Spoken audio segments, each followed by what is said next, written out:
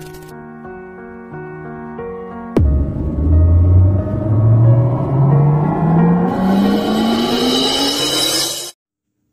Morning students, आप सब कैसे हैं? बहुत अच्छे। ठीक है, तो अब हम बात जो कर रहे थे थर्ड नंबर पर जो आपके लिए लेकर आए थे, इंपेरेटिव सेंटेंस, आज्ञात्मक वाक्य, अर्थात एक रिपोर्टेड स्पीच इन्वर्टेड कोमा के अंतर्गत अगर इंपेरेटिव सेंटेंस है तो उसका हम इनडायरेक्ट कैसे बनाएं, तो हमें इसके अंतर्गत यही बात सीखनी होगी। और इसे आपकी सुगमता के लिए, आपकी सरलता के लिए हमने इसे दो भागों में डिवाइड किया हुआ है। और दो भागों में से पहला भाग A, begin with main verb. Begin with main verb यानी मुख्य क्रिया से शुरू होने वाला वाक्य, और दूसरा है बिगिन विद लेट अथवा लेटस वाला वाक्य। तो ये हमें लेट और लेटस बी पार्ट में समझेंगे। इससे पहले हम A part begin with main verb की बात करते हैं। इससे भी पूर्व मैं आपको ये बात कहूँ कि इससे ठीक पहले वाले वीडियोस में जो जवाब आया था कमेंट बॉक्स में, उनमें सर्वप्रथम थे विक्रम सिंह, गौतम बघेल, नीरज तिवारी, पंकज तिवारी, अभिषेक पड़ेतिया, संजय पड़ेतिया, पवन सिंह, मनोज सिंह, आशीष सिंह एवं अनुकृति शर्मा, ऋतु उपाध्याय आदि ऐसे विद्यार्थी हैं जिन्होंने हमें अपने कमेंट बॉक्स में लिखकर सही जवाब दिया था। और साथ में राहुल गुर्जर और रामावतार पाटर भी हैं जिन्होंने भी अपने सही जवाब दिया था। इसके साथ ही अब हम बात करते हैं बिगिन विद मैन वर्ब वाला जो वाक्य है, हम उसको किस तरीके से समझेंगे। अब बात करते हैं if imperative sentence is used as a reported speech. Imperative sentence inverted comma के अंतर्गत प्रयोग हुआ है। Reported speech then be use following three rules. तब हम उसके लिए निम्न तीन नियमों का प्रयोग करते हैं to change a direct speech into indirect speech. एक डायरेक्ट स्पीच से इनडायरेक्ट बनाने के लिए हम तीन नियमों का प्रयोग करते हैं। तो नंबर वन में क्या है आपका? रिपोर्टिंग वर्ब said और said to is changed into requested, ordered और advised। रिपोर्टिंग वर्ब said और said to है, उसको हम चेंज करते हैं, परिवर्तित करते हैं किसमें? रिक्वेस्टेड में, ऑर्डर्ड में या एडवाइज्ड में। To the sense of given sentence, किसके अनुसार? अकॉर्डिंग टू, किसके अनुसार? सेंस के अनुसार। जो वाक्य दिया गया है रिपोर्टेड स्पीच के रूप में, उसी के अनुसार हम बदलते हैं।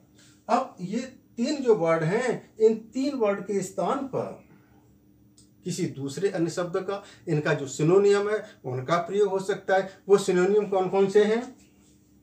रिक्वेस्टेड में क्या है? बेग्ड, इम्प्लोर्ड, अर्ज्ड और इंसिस्टेड, इन शब्दों का प्रयोग हो सकता है। और इनका कब होता है, कैसे होता है, उसके लिए जो खास बात होती है वो यहां पर समझ लीजिए। या तो उसमें प्लीज लिखा होगा,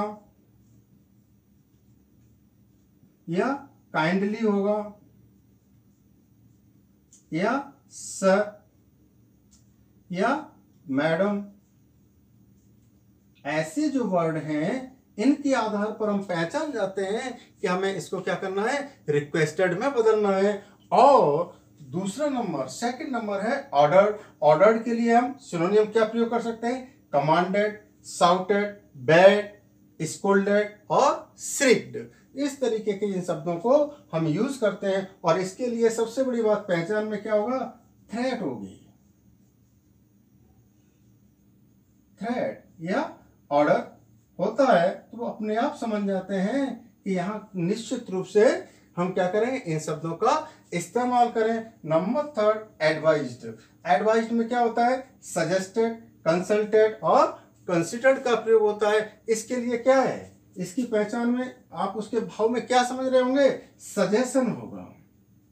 क्या होगा? सजेशन, जिससे कि हम पहचान जाते हैं कि अब हमें इस सैड या सैड टू को रिक्वेस्टेड में बदलना है, ऑर्डर्ड में बदलना है या फिर एडवाइज्ड में बदलना है। इसके साथ साथ दो शब्द और भी हैं जिनका हम इस्तेमाल करते हैं।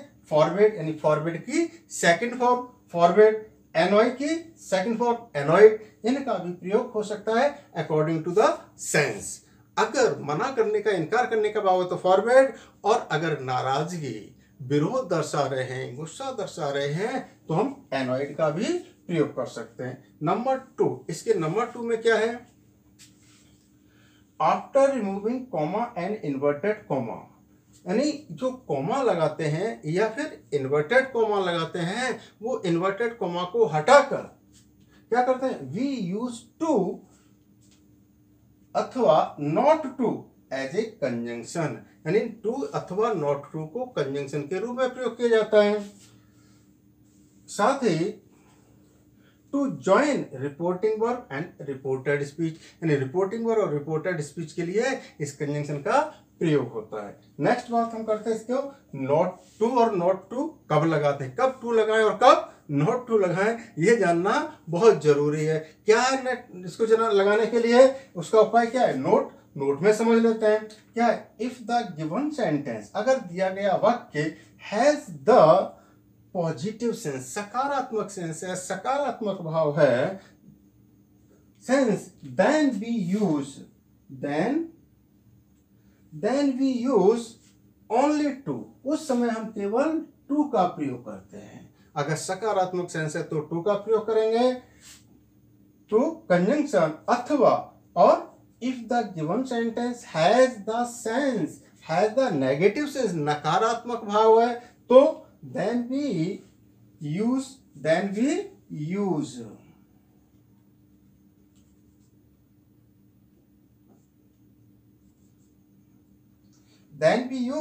not to as a conjunction के रूप में हम not to का प्रयोग करते हैं। अब ये चीज हमने नंबर 1 और नंबर 2 में जान ली।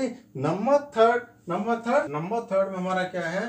B don't change the tense of the used reported speech, अर्थात जो रिपोर्टेड स्पीच है उसका जो टेंस है उसमें हम परिवर्तन नहीं करते बिकॉज ऑफ टू कंजंक्शन, अर्थात टू कंजंक्शन लग जाए तो समझ लीजिए फिर वो टेंस चेंज नहीं होता, क्योंकि सेंस का अभिप्राय बिकॉज, क्योंकि टू कंजंक्शन वर्क्स, जो टू कंजंक्शन है वो कार्य करता है for making the verb infinitive, अर्थात जो वर्ब है उसको मूल रूप हो जाता है, और जब मूल रूप होगा तो उसमें चेंजिंग का कोई सवाल नहीं होता। अब बात करते हैं इसके और आगे, बट अदर रूल्स, किंतु जो अन्य शेष नियम है, चाहे वो प्रोनाउन का है, प्रोनाउंस एंड नियरनेस, निकटता संबंधी है, are used just like assertive sentence, ठीक असर्टिव सेंटेंस की तरीके से ये प्रयोग किए जाते हैं। अब नेक्स्ट बात हम एग्जाम्पल की करते हैं। एग्जाम्पल में क्या है? Direct speech. My friend said to me, मेरे मित्र ने मुझसे कहा, क्या कहा? Please give me your pen, कृपया आप अपना पेन मुझे दे दीजिए। तो यहाँ पर प्लीज जो वर्ड आ गया, इससे हम पहचान लेंगे कि रिक्वेस्ट है, my friend requested me, comma inverted comma को हटा के टू गिव, अब गिव को गिव में लिया क्योंकि जब टू लगने से वर्ब इन्फिनिटिव हो गई। मी फर्स्ट पर्सन ऑब्जेक्ट, तो first person according to subject, friend तो क्या हो जाएगा? हिम, और योर सेकंड पर्सन ऑब्जेक्ट के अनुसार तो my parent. Next example, teacher said to naughty student, अध्यापक ने शरारती विद्यार्थियों से कहा डोंट डिस्टर्ब द क्लास, कि कक्षा में शोर ना करें। अब टीचर ऑर्डर्ड नॉटी स्टूडेंट्स, इस सेड टू को किस में बदल दिया? अब ऑर्डर्ड में। इससे पूर्व वाले में हमने रिक्वेस्टेड का प्रयोग किया क्योंकि यहाँ आदेश का भाव है। Not to disturb the class, क्यों है? क्लास को डिस्टर्ब ना करें। अब बात करते हैं इसको अथवा दूसरे तरीके से, जो मैंने अंत में एक वर्ब बताई थी फॉरवर्ड की, सेकंड फॉर्म फॉरवर्ड। तो यहाँ टीचर फॉरवर्ड, अध्यापक ने मना किया नॉटी स्टूडेंट, शरारती विद्यार्थियों से, टू डिस्टर्ब द क्लास, कि वह क्लास को डिस्टर्ब ना करें। अब यहाँ पर टू के नॉट टू लगना चाहिए था मगर केवल टू, क्योंकि पहले हमने फॉरवर्ड का प्रयोग कर दिया है, इसीलिए यहाँ पर नॉट का प्रयोग नहीं हुआ, क्योंकि फॉरवर्ड का अर्थ है मना किया। अब next example, father said to me, पिताजी ने मुझसे कहा, लर्न योर आंसर्स रेगुलरली, कि आप अपने आंसर्स को नियमित रूप से याद करें। इनडायरेक्ट बनाया, father advised me to learn my answers regularly, कि मैं नियमित रूप से आंसर्स को याद करूं, ऐसा पिताजी ने मुझे परामर्श दिया। अब हम बात करते हैं एक्सरसाइज जो आपको नेक्स्ट करनी होगी, और वो है एक सेंटेंस केवल,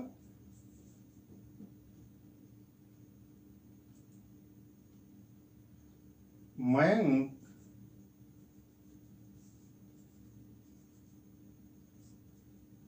said to Simran,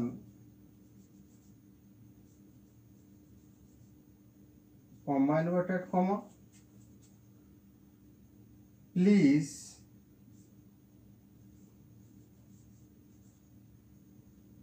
help this needy person, inverted comma close. ये वाक्य आपको है रिपोर्टेड स्पीच का, इसको आप चेंज करेंगे, इनडायरेक्ट बनाएंगे।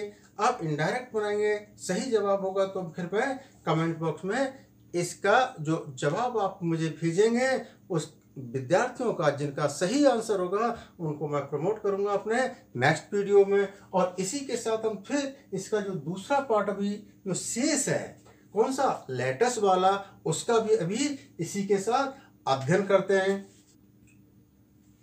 बी पार्ट में क्या है, सेंटेंस ऑफ लेट, लेटस और लेटस, इस तीनों तरीके से कैसे ही लिखा जा सकता है, लेट से भी, लेटस से भी और लेटस, यानी किसी भी तरीके का सेंटेंस रिपोर्टेड स्पीच के रूप में प्रयोग हो सकता है लेट वाला।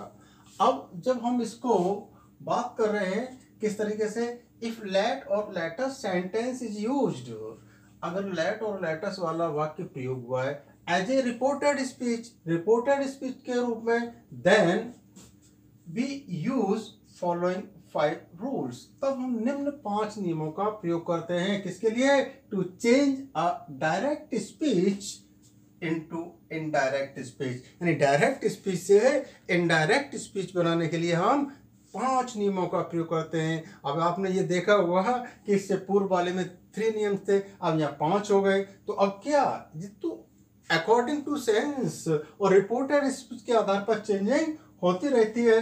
अब रिपोर्टिंग नंबर 1 पर 3 रूल, सॉरी कितने बतलाए थे हमने, 5 रूल्स, तो इसमें से नंबर 1, रिपोर्टिंग वर्ब सैड और sad two is changed, reporting verb sad और सैड है उसको बदला जाता है इनटू प्रपोज्ड और प्रपोज्ड टू, यानी प्रपोज्ड में या प्रपोज टू में बदल देते हैं। अब बात करते हैं हम किसकी, number 2, after removing comma and inverted comma, comma और इन्वर्टेड कॉमा को हटाकर क्या करेंगे, वी यूज दैट कंजंक्शन, हम दैट कंजंक्शन का प्रयोग करते हैं to join reporting verb and reported speech, reporting verb और रिपोर्टेड स्पीच को ज्वाइन करने के लिए हम किसका प्रयोग कर रहे हैं, दैट कंजंक्शन का प्रयोग करते हैं।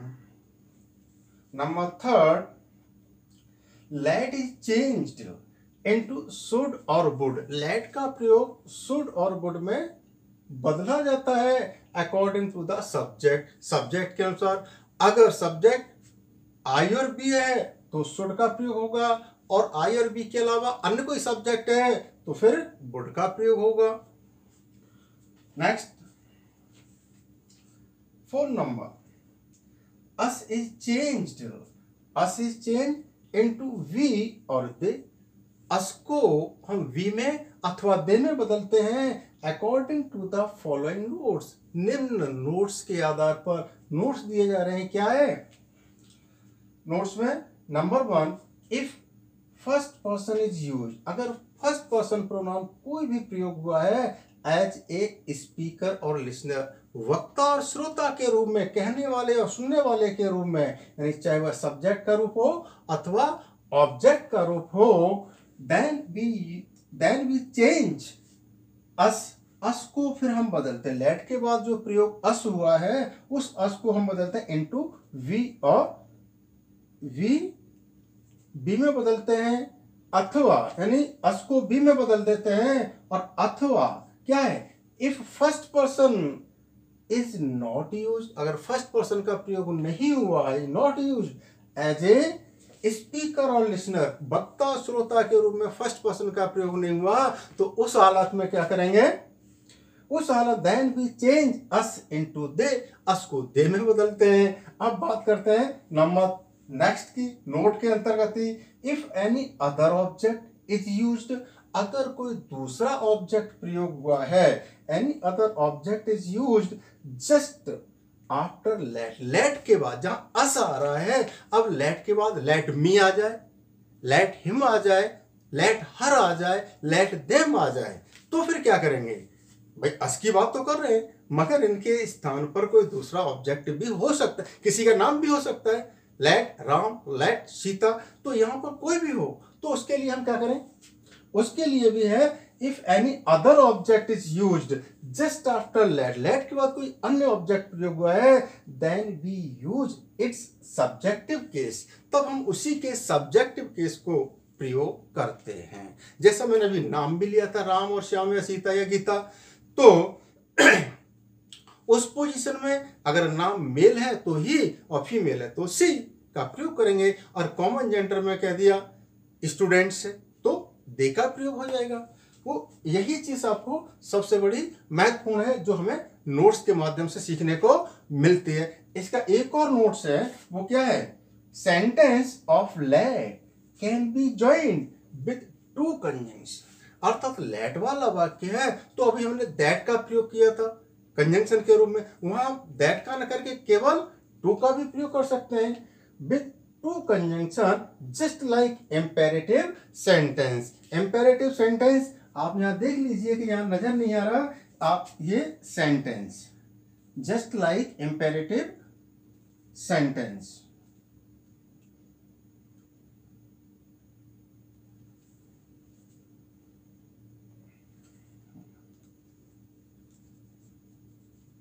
सेंटेंस। तो यहाँ हमने अपने ये चीज समझ ली कि इंपेरेटिव सेंटेंस में जैसे हम टू कंजंक्शन का प्रयोग कर रहे थे, तो यहाँ इंपेरेटिव तो है ही है मगर वो लेट वाला वाक्य है, तो लेट से पहले हम टू का प्रयोग करेंगे, क्योंकि लेट भी तो खुद में अपने आप में मेन वर्ब का ही है, तो रूप है, मेन वर्ब ही तो है, तो हम वहां पर टू कंजंक्शन का भी प्रयोग कर सकते हैं, दैट की हमें वहां जरूरत नहीं होती। अगर हम लेट को टू का प्रयोग नहीं करना चाहें तो वहां दैट का प्रयोग करते हैं। अब इसका नेक्स्ट नंबर क्या है, 5।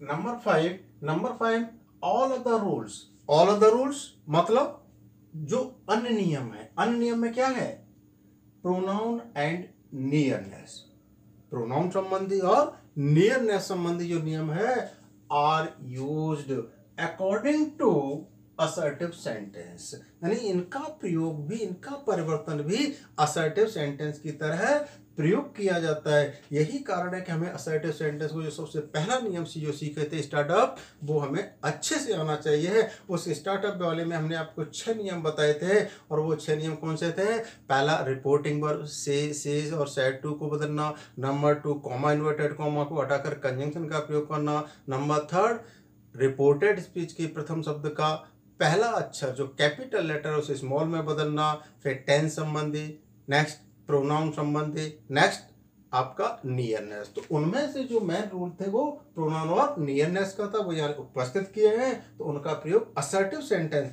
अर्थात मूलभूत बात यही है कि हमें असर्टिव सेंटेंस स्टार्टअप के जो है वो जरूर लर्न करना चाहिए, सीखना चाहिए, अभ्यास करना चाहिए, तभी हम उसे समझ पाएंगे। अब बात एग्जाम्पल की करते हैं। एग्जाम्पल में direct speech, Ram said to me, Ram ने मुझसे कहा, क्या कहा, लेट अस स्टडी नाउ, अब हमें अध्ययन करना चाहिए। इसका इनडायरेक्ट बनाया क्या है, Ram proposed to me, Ram ने मुझे प्रस्ताव दिया कि वी शुड स्टडी देन। अब हमने यहाँ लेट को किस में बदल दिया, शुड में, और ये अस है, अस को बी में। क्यों बदला, क्योंकि ये मी और राम में से एक, मी जो है फर्स्ट पर्सन प्रोनाउन है, इसीलिए अस को बी में बदला। जब बी में आया सब्जेक्ट के रूप में तो वी के साथ शुड का प्रयोग होगा। तो ये चीज इस तरीके से नाउ को देन में बदलते हैं, जो हमने नियरनेस के अंतर्गत सीखा है। अब बात करते हैं next example. He said to you, उसने आपसे कहा, let us go on picnic today, आज हमें क्या है, पिकनिक पर जाना चाहिए, चलना चाहिए या चलने दो। तो यहाँ इनडायरेक्ट बनाया, ही प्रपोज्ड यू, उसने आपको प्रस्ताव दिया कि they would go on picnic, कि उन्हें पिकनिक पर जाना चाहिए। टुडे को दैट डे में चेंज किया।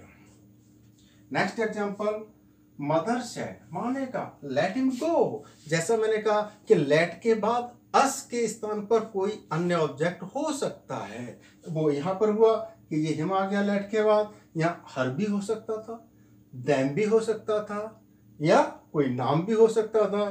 तो लेट हिम गो, अब ऐसे वाक्य का इनडायरेक्ट बनाएंगे तो क्या होगा, मदर प्रपोज्ड, माँ ने प्रस्ताव रखा कि ही वुड गो, उसे यहाँ जाना चाहिए।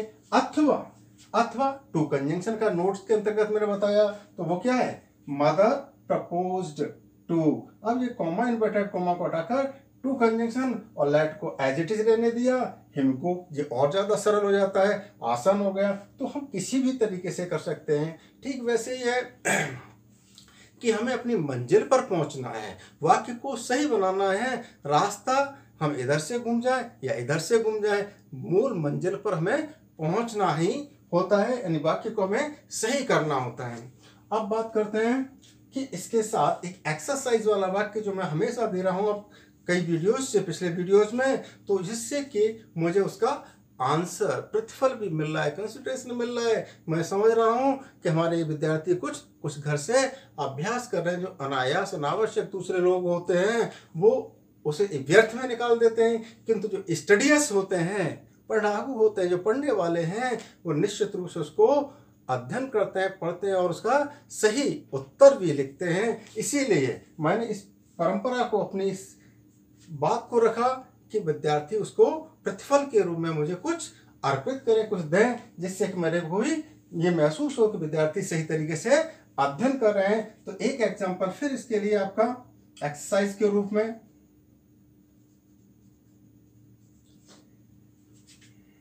Direct speech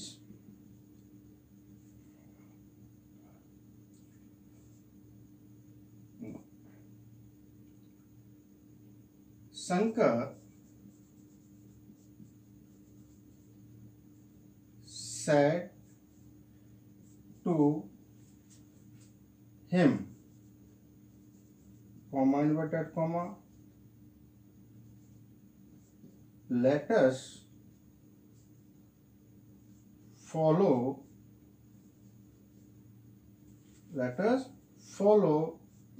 the rules of the road,